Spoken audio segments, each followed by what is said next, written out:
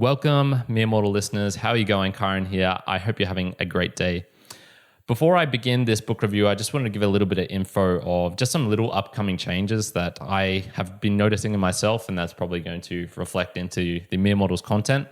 One of these is that I'm just not reading as much as I was, let's just say 3 months ago. And at the current moment, we have the book reviews every Tuesday, which is still going to remain the same. But I was doing a lot of Thursday book reviews, bonus ones, and I just think that pace is going to drop off and I'm going to be doing more interviews or other sort of content there. So just keep that in mind. If you do actually really enjoy the book reviews and are getting a value from them, if you find them useful, maybe let me know in the comments or however it is that you want to. Instagram is another great way. And I can either read a little bit more or bring in some old book reviews, which I have read in the past, but I haven't actually done a review of yet. So if you're enjoying this, if you're finding it valuable, let me know and I can have a little play around and look-see and see what I can do there. But with that being said, let's get into today's book. So today I have for you Sons and Lovers by D.H. Lawrence. I'd heard of D.H. Lawrence a fair bit before, but I'd never actually read any of his works, mostly because I think I already knew it was sort of that fiction which wasn't dystopian, that's my sort of route to go down. If it's fictional, I want it to be a dystopian type book. But this one focuses more on relationships, which, I can't say I'm particularly that interested in. But once again, it was in my classic section, i.e. books that are more than 100 years old. And I was coming right up to the end of my book reading challenge. So I had it here. I was like, all right, I'm going to do it. So this book was published in 1913, and it's the story of the Morel family in late 19th century England.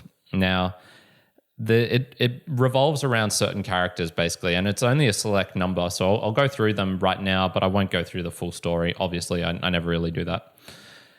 So the mother, is Gertrude Morel, and she's an ambitious young woman initially who meets the father in this case, which is Walter, and she's very attracted to his spirit, his personality in some sense, but doesn't realize that he is actually from quite a lower class and cannot live up to her almost middle class expectations. So when she marries him, has kids with him, her life basically begins this downhill descent from this initial youthful blooming that she had. So throughout the book, we see that she's increasingly suffering in terms of her desires, which go unfulfilled. The life that she could have had, she resents what she is living in the moment. She resents the person her husband is and almost how he becomes. And the book is very much told through her eyes and through her son's eyes. We don't really get the opinion of Walter, so it's very, very critical on him. And it's just interesting going through that and seeing, okay, this is sort of, you get the story from one side really in this book. Now, the father, Walter Morel, he's a coal miner. He works down in the mines. He's also a drunkard, so he goes basically every day after work, has drinks with his friends, comes home, and he's very consistently described as a brute. He sometimes hits physically his children and his wife, but it's more in this intellectual sense than anything else. He just doesn't have the capacity for learning from books, from deep conversations about obscure topics or even just normal topics. He just doesn't have that switch. But he is very good with his hands, for example, so he's a very good handyman. And I suppose that interaction between those two then defines what happens in the rest of the book. Now she has, I think it's 4 kids in total, 3 of them being sons and 1 daughter, but it focuses on 2 of the sons, William and Paul. They're very energetic. They're very vibrant kids, and the book then turns onto these characters and their lovers, hence the name Sons and Lovers. I won't go through everything, but essentially it ends in mostly negative outcomes for everyone. I wouldn't say it's a very uplifting book, but it does explore some of the sides of human nature and the interactions, relationships that people can create. Now, it's a very long book. This book's 558 pages, and it revolves around the people talking and a little bit of the scenery. So there's not that much action in it. So you be prepared for long conversations, reading long conversations. Now, some of the themes from the book. Number one, I would say, is the stifled ambition and vicarious living. You can see with Gertrude, she uses her sons as essentially vicarious lovers, not in the physical sense, obviously, but for her intellectual wants and desires. And she uses them in the sense that they can never escape from her. They always have this longing to be with their mother, and it's almost, sort of unhealthy in a way that they can't separate her from their abstract image of what a wife should be, what another lover should be. And so it's sort of a clingingness, and it's very selfish on her part, because you can see that her sons just can't escape from this, and they're always being drawn back into their world of their mother. Now, this raises a question: what should an individual do? What should the son do in that case? And does it ever work out well? I'm particularly thinking here of modern day examples of, the soccer mum, for example, that lady or man who is on the side of the field shouting at their kids to win, and they're sort of using their kids as a vicarious way of maybe perhaps things they haven't done in their life. They're releasing their emotions onto them, their desires for success and the better things in life. They're using a kid. You can think of a dad who presses his son to continually do something. And I just don't think this actually works out well in any case. You need to have that middle ground, obviously. You need to give your children love and support and make sure that they feel safe in life. But also you need to press them to do things, to be successful, to inculcate. I'm not sure that's the correct word, but to raise in themselves the good habits and formations, the ethics that a good person should have. Now, does that ever work out well when they're too overbearing? I would probably say no, but maybe it does sometimes, especially if a kid has no direction in life and they need that sort of person pushing him in the back saying, do this, do this. But the problem then is obviously transferring your own intellectual, your own biases onto your kid. And I'm particularly talking about interests here. Just because you are interested in soccer, in jiu-jitsu, in an art, in reading, doesn't mean your kid is necessarily going to be. So yeah, and it just goes into another thing. I've been on this theme a lot lately, but the difference between wanting them to succeed, the good intentions, and the actual reality of the situation. And that's just something each individual, each parent, each person will have to judge for themselves. All of this is, of course, coming from someone who does not have kids. So, I could just really be talking out of my ass here. And if I am, I apologize. But whatever, that's my opinion. The other one is asexuality and divorcing the soul from the physical. So this was, I think, one of the first books I've really read where it has what I would describe as an asexual character. William dies, the older son. He has a very small part in the first third of the book, where he is his mother's perfect child. Essentially, he's very good looking. He's handsome. He's smart. He's hardworking. He knows how to interact with people, and he very, very quickly rises from his rather poor situation initially to he goes to London. He becomes, I'm not sure, maybe a banker, but he financially, he succeeds in every term of the word, but he's caught up with appearances. So his lover, Gypsy, is what he would imagine the perfect lover to be, like what his mum sort of want. Maybe not what his mum wants, but what he's missing in his life, that stability of the position his mum would have loved to have been in, for example. Unfortunately, she is dumb. She's a bit coarse. She's a bit ignorant. She's a bit airy-fairy. She has no grounding in the world. And even talks about, just before he dies, he says, she's not going to care for me. 3 months later, she's going to have forgotten me. And he does die, and that does actually happen. The other case is of Paul, and Paul is the main focus of the book. He essentially dominates the 2/3, 3/4 of the book after William dies, and his mother's affections, longing, pressures gets put onto him instead of onto William. Now he loves two girls in the book, or he's involved with two girls. One being Miriam, and she's the one who I would describe as asexual. She has a very strong, intense, almost nostalgic soul. She feels things so deeply, and you can see this in all of her conversations and actions. But she has no desire physically for Paul, and there's no. She wants his soul. She wants his intellectual capacities, but she doesn't particularly want the other things that come with that. And this sort of draws him in, but pushes him away at the same time. He loves her for her soul, but she rejects him for his body at the same time. And it's not just him as well, her as well. He also has that aspect of not being able to give everything because he's keeping so much back, which he holds for his mother, that sort of sacred place in his heart. He can't give that to anyone else because his mother dominates that and she needs that.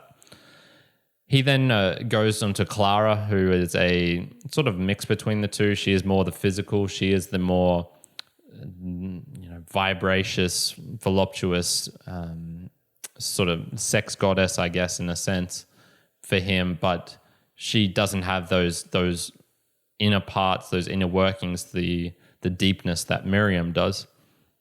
And it got me thinking, in the future, could we separate these two into multiple people? It doesn't work out in the book. He loses both of them. He loses Clara when she goes back with her husband, who she never actually divorced, I don't think.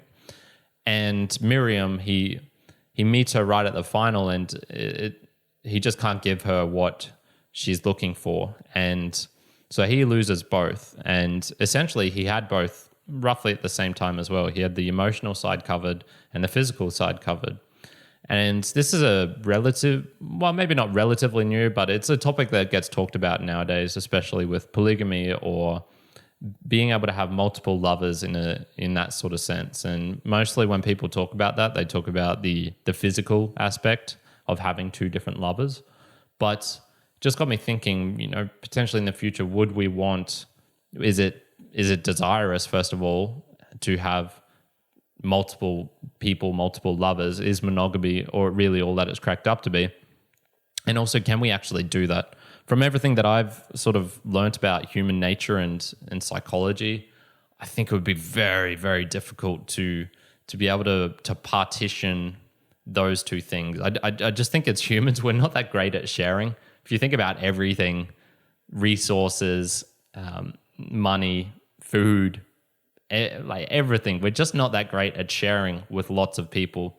And especially something so deep, so I guess intrinsic to our evolution as well, which is the sexual drive and reproducing kids.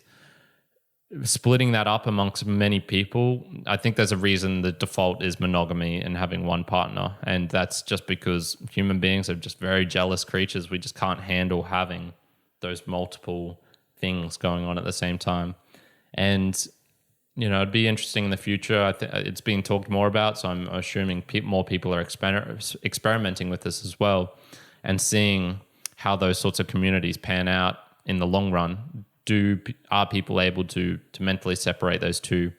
And also just asexuality as well. What can that sort of person expect from the world where they have no interest in like the physical sexual act or that sort of part of human nature?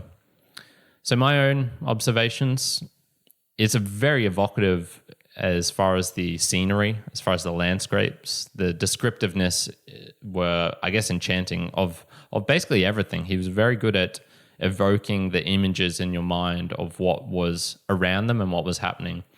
Lots and lots of talk about flowers, about the countryside, even the sort of negative aspects, or like the more boring aspects, which are, the big cities, the working in the stocking factory.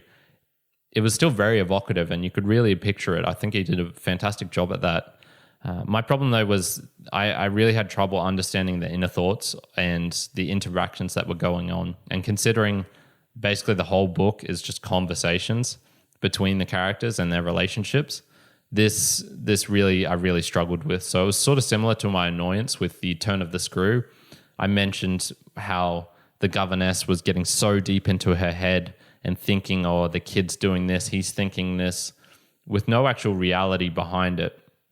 I sort of felt the same here, where he was going too deep into the characters' souls and he was delving emotional parts, which I either don't have or I find uninteresting. And so there was just some parts in particular, like one scene in particular just really stood out to me as going, I can't relate to this. I cannot relate to this at all, which was when Paul was with Miriam and they were talking about something deep and emotional. They were in the garden in this beautiful setting. And one of his, he bent down to smell a flower or something along the lines of that. And in his cat-like leaf movements, going through plucking of the stem was an outrageous, almost like a disgrace, the equivalent of 10,000 tragedies, and she hated him for that. And I just went, what the fuck are you talking about? How can you hate someone for picking a goddamn flower? Like, this makes no sense.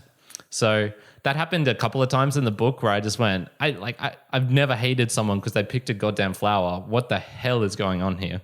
So I feel like he got too deep into it. It was too descriptive. Like it was just, the descriptions were amazing for the scenery and creating the atmosphere. But when transferring that onto the relationships, I had no idea what was going on. And so for a large part of the book, I went through it not knowing what was actually like the relationships between it. There's actually a funny point here. I generally recommend and put into practice myself of not reading introductions before I actually read the book myself, because I want the first-hand experience. I don't want other people's opinions telling me this is what it's going to be like and then reading it myself. This was one of the times where I think I would have been better reading the deconstruction of it. This book has an afterword, I believe, by Louis L. Martz, called A Study in the Design of Sons and Lovers, and it's in the final section of this book. And he actually goes through a little bit, and it clarified a lot of things for me. So I wish I'd read that at the start, because then I could have maybe understood the interactions that were going on. So there's a little caveat, a breaking of the normal rule. If you're very much like me, if you understand what I say and vibe with what I'm saying and do a similar practice, I would say for this book it might be worth at least going through the Wikipedia and understanding the interactions between some of the characters and the themes, because it was more in vast hindsight and reading this that I understood, okay, this is sort of what was going on. But in summary, I got to say I found it unsatisfying and a little bit boring on the whole. It was a very tedious book for me, very, very tedious. I would say the sufferings of the author were captured, and I haven't really talked about that, but the author, D.H. Lawrence, he had a very similar thing with a dying mother. Sort of, he projected large parts of himself into this book and his situation. And so although his sufferings were captured in the book, they were then imparted onto me, and I didn't particularly enjoy that. So I'm giving it a 4 out of 10 just for the experience of reading the book. It was long, it was boring, it was tedious. I didn't understand what was happening a lot of the time, but the scenery was kind of cool. Something pragmatic from the book Sons and Lovers by D.H. Lawrence. I'm not going to set book goals anymore. I believe I've talked about this recently, but I had a goal for reading 50 books from October to October, and this was book number 49, and I only had 2 weeks left, so I sort of had to read it, and I wish I hadn't. This was definitely one of those books where 50 pages in, 10% of the way into the book, I pretty much knew I wasn't going to either get anything from it or really enjoy it. So that was my impressions and my little impersonation as well. If you're wondering why I'm wearing a raggedy sort of shirt and bowler-like hat, it's because I wanted to try and capture that evocative imagery of the 19th century England. And I hope you enjoy. I really hope you enjoy. I hope you're getting some value from these. If you have any recommendations of how to improve as well, maybe going a bit more into the backstory of the author and how he created it, maybe diving deeper into other themes or stylistically wise how the book is written. I'm willing to change up my general pattern of how I'm doing things here. So leave a comment if that is the case on either YouTube or on Instagram. You can find me there. And yeah, that's it for today. Karen out.